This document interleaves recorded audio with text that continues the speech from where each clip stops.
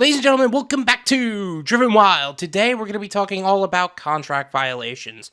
What Doordash tells you, how it actually is, why you need to know this. Well, very simple.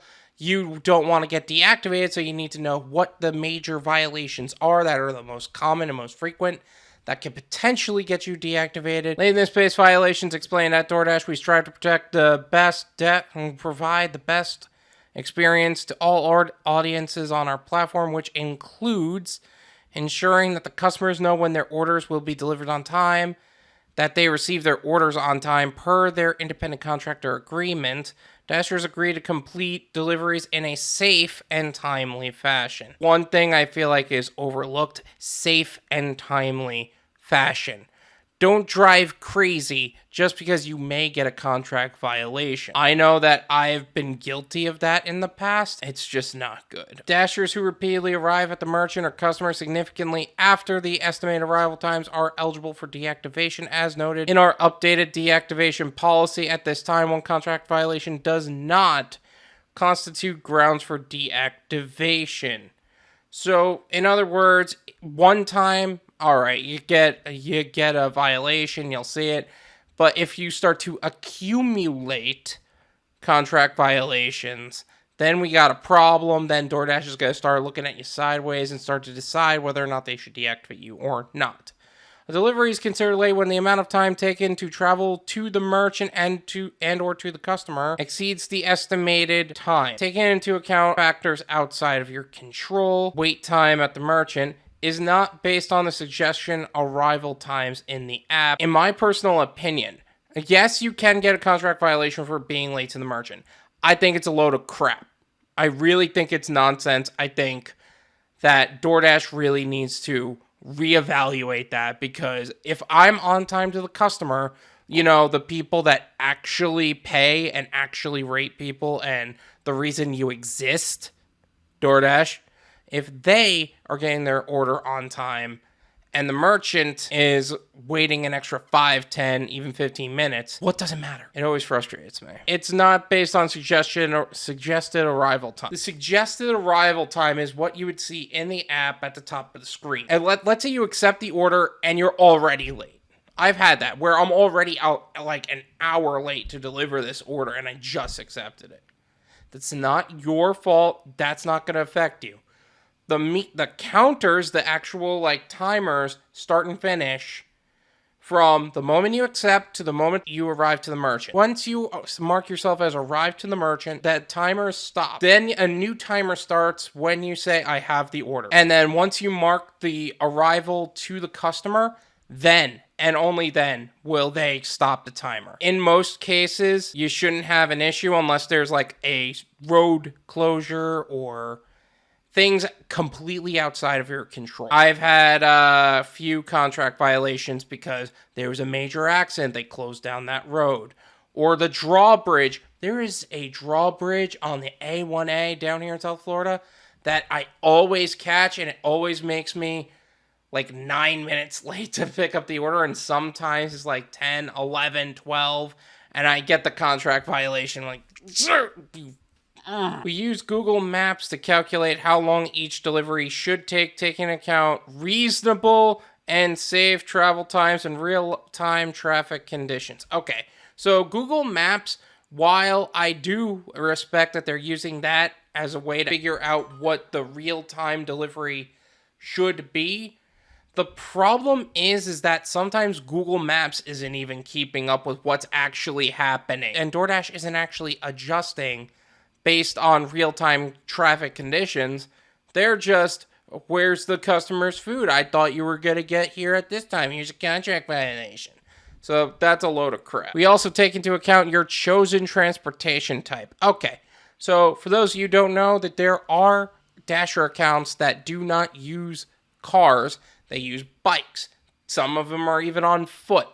Some of them are in an alternative type of vehicle, like a moped, Vespa, or I think my personal favorite, I think I saw somebody in a golf cart delivering. I was like, oh, that made me smile. I don't know if that was actually a DoorDash driver, but I know he was delivering a pizza. Learn more about vehicle types and how to update yours here. So I will make a video on that at some point, and like what types of accounts you can actually open with DoorDash, because I think that's really cool. Take, for example, that our estimates indicate that you should take about 20 minutes for the dasher to arrive at the merchant and another 20 minutes to arrive at the customer based on real-time conditions. Yeah, real-time conditions is not what you're basing it on, but okay. A dasher accepts the delivery opportunity at 5 p.m. Our app indicates that the dasher should arrive at the merchant by 5:20 and at the customer by 5:40. The order will not be considered late if the dasher arrives at the merchant at 5:30 and by the customer by 5:50. That is the biggest lying nonsense I've ever heard. I've been knocked for lateness at merchant. I pick up the order at 5:30. I arrive to the customer by 5:35. I've gotten the contract violation from that. I spent hours on the phone getting DoorDash to remove that contract violation. Wait time at the merchant during pickup does not count against dashers because calculations are based on estimated travel time. Late orders due to batching, multiple stacked orders, DoorDash system outages, or other extenuating circumstances are not considered contract violations and are also excluded from this process. That's if they are counting from it prior. Some of them are not. System outages, I can attest that they don't give contract violations for that. Other extenuating circumstances like road closures, like actual challenges delivering, they don't count for that at all. Batching, I don't even want to risk it. I really don't trust DoorDash on that. So that's just my personal opinion. I never risked it personally. If you need to report an emergency during a delivery, please follow the instructions here. How do I know if I received a lateness violation? If you received a lateness contract violation, it will appear in the rating section of the Dasher app. If there's nothing there, if it's just your customer ratings, you don't have contract violations, you're fine. But if it's one contract violation, then your ratings, you have a contract violation. So what you should do is actually click on that and actually report what happened during the delivery. You want to do that as soon as you get it. Please note that on time or early rating can be found in the rating section, are not used for deactivations, and is available only for your reference. So it's never going to count against you ever anymore. The lateness violations are going to count against. Am I going to get deactivated? At this time, one contract violation for lateness does not constitute grounds for deactivation. However, multiple latenesses could lead to deactivation. Let me give a minor correction on that. Multiple latenesses in a condensed period of time is going to lead to deactivation. Having multiple lateness violations over the course of let's say a year and got 2, you're fine. Calm down. I was deactivated for extreme lateness. How can I appeal? As with all deactivations based on extreme latenesses are permanent. If you are deactivated, you believe you've been wrongly deactivated. Your deactivation email will include details regarding how you can appeal. Please note that you may not appeal via contacting Dasher support, but rather only by the link in the email. Let me be very clear. If you're deactivated for extreme lateness, it's because you were continuously late. I don't know if I would reactivate you. If you do want to attempt, there should be a corresponding email explaining why you got deactivated. There should be an appeal form. If it's not there, I'll leave the appeal form in the description so you can make a proper appeal. I'll tell you what, I don't think that DoorDash ever cares enough to reactivate drivers. They have been just wrongfully deactivating drivers for years, and they don't change how they are. They're just criminals up there. Will lateness contract violations impact my Dasher pay? No, violations do not impact earnings in any way. So that's true. You don't get less orders. If I am notified of the lateness violation in the app, will it affect my customer ratings as top Dasher or my ability? Okay.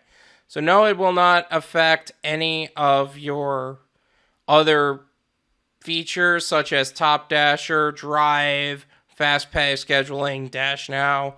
You keep all of your Dasher app features. It's just saying, hey, you were late, get on it. How can I avoid committing a lateness violation? You can pause Dash if you need to take a break or decline any delivery offered to you if you're not able to complete the delivery in a timely fashion. If you are really far away from a merchant for whatever reason, it may not be a good idea to take these type of orders unless it pays really well. Pausing your Dash, that's not going to do anything. I like how they say it's committing, almost like we're intending to be late. That's just incriminating and is just wrong. Remember that wait time at the merchant does not count towards lateness. Like I said, you receive the order, you get there, you mark yourself on time. Get the order, you get to your car, you're ready to go, car started, and you're ready to just switch on the GPS and go. That's when you mark yourself as you have the order, not when you get in the restaurant. Because you have no idea how many times a restaurant has chased me out because, oh, wait, we forgot something. And it takes like an extra 5 minutes. I was ready to freaking flip the last time they did that to me. I have thoughts about this. How can I contact you? If you receive a lateness notification in your Dasher app, you can click on it for more details and also provide information about the late delivery. Basically, this is your opportunity to plead your case. Now, the never delivered violations. Why did I receive a notice saying the customer reported the order never arrived? You'll receive these notices when you mark a delivery as completed in the Dasher app, but the customer reports that they never received the order. It will appear on your ratings tab as a never delivered contract violation. Okay, let me be very clear. If you're the type of driver that steals food, get the hell off my channel. I'm not here to help you find more ways to steal food from DoorDash, from customers that are putting their hard-earned money to get food on the table. If you're that type of person, get the hell off. I don't want you here. We good? Great. Now that being said, there are times where a customer will mark it's never delivered. Sometimes it's just a confusion. One time I actually handed it to a coworker in a building, and she marked it as never arrived. I made an appeal. Literally 30 minutes later, it was gone. What if a customer intends to steal food? There are customers that literally send you to a bad location for whatever reason. And I'm not saying bad as in it's a bad neighborhood. Here's the address, and it puts you in an abandoned home or wherever. One time, I ended up getting a delivery to a baseball field. The address brought me to this baseball field, and meanwhile, it said leave at the door, this is a customer, whatever. And I'm trying to contact the customer, because maybe she gave me the wrong address. I tried contacting them, they wouldn't pick up. I tried calling them, they wouldn't pick up. I tried calling them, they wouldn't pick up. At this point, I need to contact Dasher support. I was even texting them, hey, I think I got the wrong address in the app. Do you mind contacting me, or do I need to leave it here in this random baseball field? No answer. I contact Dasher support. And at this point, I got bad vibes about the whole thing. I contact Dasher Support. She tries contacting him, nothing. She tried multiple times, apparently. She says, leave it there, just leave it there. I'm like, okay. What I did before I hung up, do you mind giving me the reference number for this phone call? It was like a 8-9 digit reference number for the phone call. Took it down, took down her name. So that way, look, I'm covering my butt. This isn't about the customer anymore. This is about me protecting my account. I go over to a bleacher in the baseball field. There's these bleachers. So I was like, you know what? I'll put it over here so at least it's safe. There's a guy FaceTiming in there. He's not really doing anything. I was like, oh, maybe this was the guy the whole time. Hey, how you doing? He's like, that's not mine. He didn't even look at me. It's just, that's not mine. And I'm like, oh, I see where this is going. Place it on the bench, take a picture. He's like, yeah, I know it's not yours, but DoorDash told me to leave it here because the customer gave me the wrong address. It's this whole thing. Blah, blah, blah. And he's like, oh, that's weird. I'm like, I think so, too. Anyway, you have a good one. I marked the order as delivered. I'm on my way back to the car. I didn't quite make it to the car yet.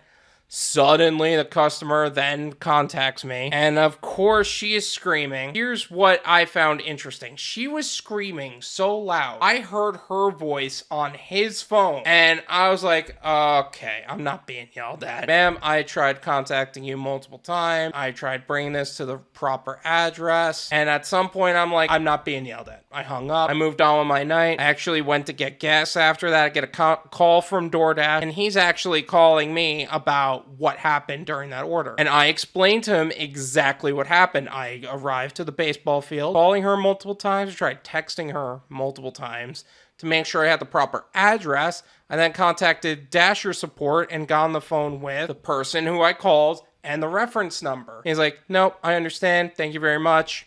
Hung up. That was the entire conversation. It sounds like he knew what was going on too, so I don't think that customer is even allowed on DoorDash anymore. Basically, it's literally the same gist as, lateness deliveries. I'm going to leave both the articles below. Don't forget to smash the like button, subscribe if you're new, and I'll see you guys next time. Peace.